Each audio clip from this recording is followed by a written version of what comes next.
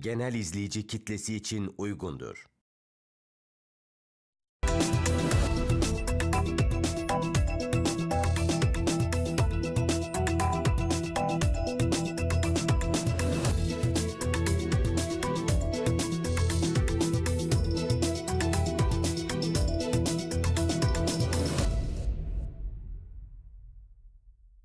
Saat Farkı'ndan merhabalar. Farklı ülkelerden konuklarla her hafta bölgesel ve küresel meselelere ilişkin farklı perspektiflere yer vermeye çalışıyoruz. Dünyayı Ekotürk ekranında buluşturuyoruz.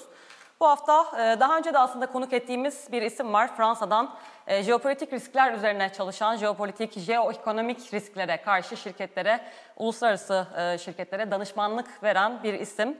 Nicolas Michelon bir kez daha bizlerle, stüdyo konuğumuz. Hi Nicolas, how are you? Welcome back to Istanbul. Good to see you again. Thank you very much for having me. Well, last time, our last interview here in this studio was 8 months ago. So it's been 8 months, maybe not a long time, but now a lot has changed and we are like in a whole different world, especially after Trump. How do you remember last months after Trump especially? And since our last interview, what do you feel? How do you feel?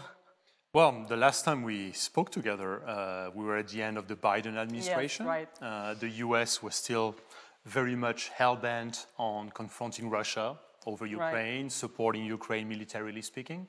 The United States were still very much hell-bent on trying to control the rise of China, especially in terms of technology. The Biden administration was putting out a lot of legislation preventing American companies from trading with China, from selling equipment to China, etc. The fact that Donald Trump has come back to the White House has changed quite a lot. It's something that we're going to be developing later, but I believe that the Trump we are seeing now is a slightly different version from the Trump we saw before Biden, before COVID. I usually say that Donald Trump is not so much of a China hawk as he is a trade hawk. Biden, in that sense, was much more of a China hawk, to my opinion. Donald Trump will try to simplify the equation of foreign policy for the United States, not because he's a peace-loving person, just because it's a much more simple game that he wants to be playing. He wants, when he says, make America great again, he wants to reindustrialize the United States, so he wants to coerce trade partners into investing into the United States as opposed to just exporting. So he will try to simplify the game, and in terms of geopolitics, whether we like the man Donald Trump or not, this is good news, because the game, the equation will be more simple. But at the same time, more complicated. So isn't it contradictory? I mean, because a lot of things became more complicated, especially when it comes to Europe, and we will talk about that later on. But so you say, from a geopolitical risk consultant perspective at least, it's more simple. It's not more predictable, I guess, but less predictable, more simple. How is that? How does that work for you? I would say more simple, more predictable. Even more predictable. More predictable. Donald Trump says what he means what he says. I see. You should not believe his words, but you must believe his intention. We have a couple of very interesting examples. Yes, please, since the first day in the office, like what are the most shocking or most expected developments, for instance, for you? The expected developments was a return to practicing tariff policy at every occasion. Anytime Donald Trump estimates that the United States is being taken advantage of by any business partner, any trade partner, not just China, he threatens, and in some cases he delivers, tariffs. That being said, he wants to focus on trade relations, and he wants to focus on the fact that the United States gets what he considers as its money's worth. In that sense, it's predictable. I'm not American. I can work with that. As much as I may dislike it, as much as I may be attached to free trade, I can work with that. What he does say sometimes, a little bit more exotic, when, for example, he says that he considers that the Panama Canal belongs to the US because they built it. And when he expresses his anger at the fact that China has, according to him, excessive influence, and when he says that, we may take it back. When he says the same about Greenland, we are interested, we may take possession of Greenland. Those are interesting examples because on paper, of course, it sounds totally outrageous. Donald Trump, the new American president, is basically telling in front of the media that he has no intention of respecting the sovereignty of some territories. Right. But by doing this, he's not actually threatening to deliver on the promise of taking it by military means, for example. He's testing the resolve of the stakeholder he's confronting.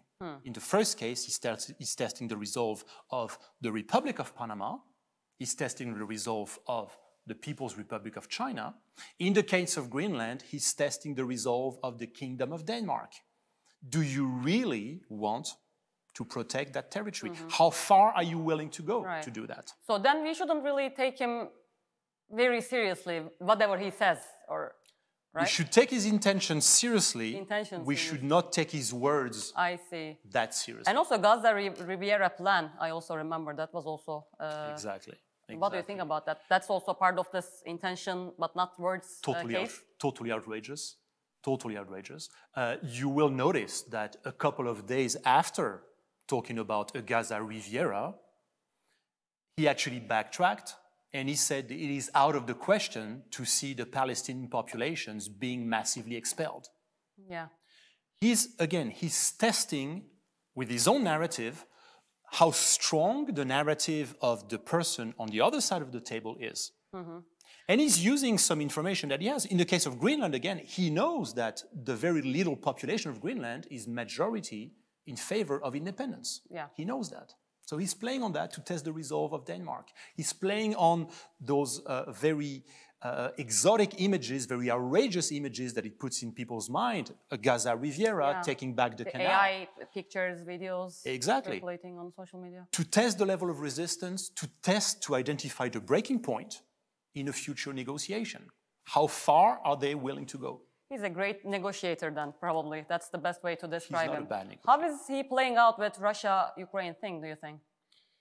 When it comes to... By the way, I'm sorry to interrupt, but of course, probably all of us will, for a very long time, remember what happened in the White House between Trump and Zelensky. That was quite a shocking meeting for all of us. Yes. So how does he play out? Because a lot of things he has done or he has said so far was in favor of Russia or Putin, if you put it that way. So how do you see it? If we go back very quickly to that disastrous press conference in the Oval Office between Donald Trump, his Vice President J.D. Vance on one side and President Zelensky on the other, I think President Zelensky has made a couple of mistakes in this particular press conference. First of all, he made a basic mistake of confronting the President of the US and his Vice President over some issues that are supposed typically to be discussed behind closed doors. And he wanted those discussed, addressed in front of the media, in front of the American public. This is a mistake. He made a second mistake, which was from the onset to make it very clear where his breaking point was. His breaking point in the negotiation for Zelensky was the end of all form of conflict on the part of Russia, Russia giving back all the territories it took. In what we call game theory, you don't show your breaking point at the beginning. If you do that, you've lost already. It's like in any negotiation in the market. You don't tell what is your basic price. So I think he's made those mistakes, which in a way became a trap for himself. He came out of it strengthened from a personal perspective, but his country, I think, came out weakened. When it comes to Trump's whole plan with Russia, very clearly, Trump wants to be seen and wants to be remembered as someone who closes deals, and good deals for the US. He has said it many times, the US is the biggest provider of assistance, military and financial assistance to Ukraine, and he says he's unhappy with the lack of return on that investment, according to him, which is why he tried to force President Zelensky to sign a critical material deal. We want to be paid back for our investment on natural resources that is in the soil of Ukraine. At the same time, it's a way for him to confront Europe on the fact that he believed that Europe has been free riding on US military protection through NATO. He said it many times, even in his first administration. He said it many times to Europe. Do you agree, by the way, as a European? I don't think it makes me a Trump supporter to say that I agree. Why? How? Europe has underinvested in its own defense for way too long. It's time. I do think that this is an opportunity for Europe to wake up, but Europe has been underinvesting. Europe has indeed been free-riding, and it's not good for us. It's not good for our resilience. When we have our own heads of states, like President Macron, for example, talking about strategic resilience, we have to make it a reality. And that means investment. We'll talk about it later with this plan. But I think this is Trump's way of putting everybody in front of the responsibilities. The last part in terms of Trump's motivation is that he knows, and any geopolitical analyst realizes that the sanctions on Russia as a result of the war in Ukraine has actually speeded up the rapprochement of Russia with China. And this is not in the interest of the US. The US interest is to sever that relationship between China and Russia to avoid a big Eurasia bloc that could be a very formidable competitor. So by mending ties with Russia, by getting closer to Putin in that regard, this is what he's trying to do, you think, eventually? Yes, absolutely. It's one of the ways that he can remove the incentive for Russia to keep getting ever closer to China. We have to realize something. Before the sanctions started against Russia in 2022, Russia was doing its trade in US dollar to the tune of close to 60%. US dollar denominated trade. Fast forward 2 years, 2024, 2 years into the sanctions, we're close to 60% in non-US dollar terms. Russia, as a result of the sanctions, is a living example that sanctions don't work. If anything, they produce the opposite effect. Right. It strengthens the government you're trying to punish, and it actually pushes them into the arms of the one power that you don't want to push anyone into their arms. So it's completely contradictory with the stated objective. Completely contradictory. Mm-hmm. Interesting. Nicolas, let's talk about Europe. In particular, because as you also mentioned, Macron also has been calling for that as strategic autonomy for Europe. As we clearly see, transatlantic relations are crumbling, especially after Trump. He might withdraw the US from NATO. There are some also reports saying that Europe is working on a plan to replace the US in NATO in the next 5 to 10 years. So this is also a possibility. And there is also, as you mentioned, a Rearm Europe proposal project, a huge project to be honest. And especially considering the challenges that Europe has been facing, economy, immigration, so many things, you know better than me. I want to ask you the cost to get Europe back on track. How can it find resources to rearm? Is it a good thing? Because I understand that from your perspective, from a European perspective, this is a wake-up call for Europe. So this is, in a way, this is a good thing. But what is the pros and cons, let's say? It is indeed, I think, a very good thing. It's better to wake up too late than to never wake up. But I'm afraid that it's very late. Very late in the sense that Europe is already burdened by a level of public debt that is very, very hard to sustain. Europe is already characterized by a level of taxes, income tax, corporate tax, that is amongst the highest in the world. And in many cases, it's reaching levels where it actually encourages corporates and individuals to leave Europe. So the question is, how can we finance those 800 billion euros that have been supposedly earmarked to rearm Europe? Because that means we need to reindustrialize Europe if we want to rearm. I mean, there's going to be a limit to how far we can go in transforming a Volkswagen factory to make cars into a factory that produces tanks, armored vehicles, missiles, drones. Second of all, do we have the know-how? Right. In some sectors, drones particularly, Europe is far from being the most advanced. Turkey is much more advanced. In some respects, Iran is able to propose cheap and numerous drones. Don't get me started on China. So the question will be, how can we also create the know-how? So we have a problem of capacity, we have a problem of know-how, and then we have the major issue, which is how are we going to finance it? So you think it will be a huge challenge for Europe also? This is a good thing, but it's going to be a very, very challenging Absolutely. task. A solution could be debt, issuing debt. But everybody knows that Europe has already one of the highest level of debt, public debt issued in the world. So the question will be, how is this even higher level of indebtedness be sustainable? How will it be considered by financial markets? What will be the impact on the grades of sovereign debt? And one last element, and I'm not seeing any significant change, ESG.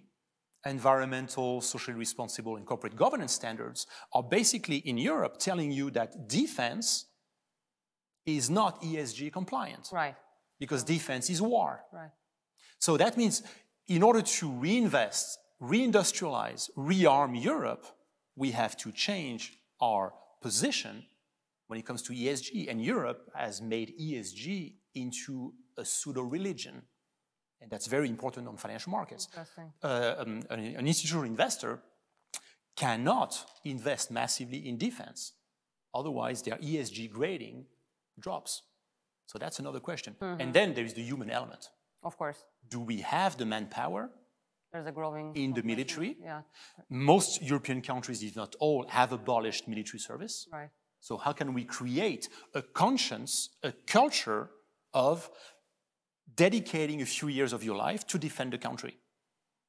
So you don't see this plan as very reliable then? It's like climbing the Himalayas. It's been done. We have pictures.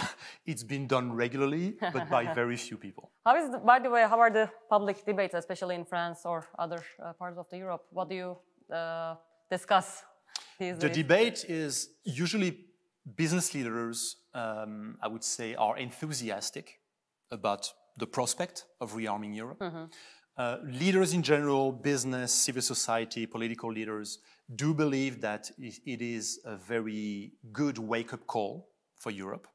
It was about time. People like me who were basically saying this 2 years ago were being branded anti-American.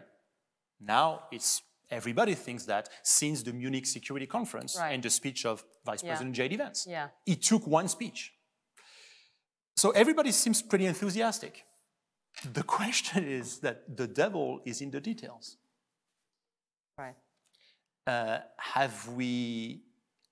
Do we still have the capacity, the financial capacity, the know-how, the willingness to do it? Russia has proven that they are able to very quickly switch into a war economy, granted, with the help of China. Without China financial and economic help, it may have not been possible for Russia, but they still did it. The question is, can we do it, and with whose help, if any? Yeah.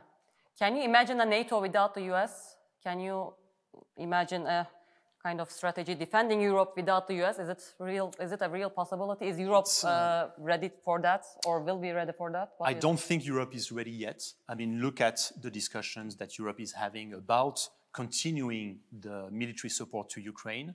There is no consensus coming out of those discussions. Even now, European countries fail to agree. When President Macron proposed that France uses its nuclear arsenal and to protect the entire Europe, many countries are becoming very, very uncomfortable with that idea. The problem is that the whole of Europe has been growing up under the NATO, US-led NATO umbrella. NATO was de facto European defense.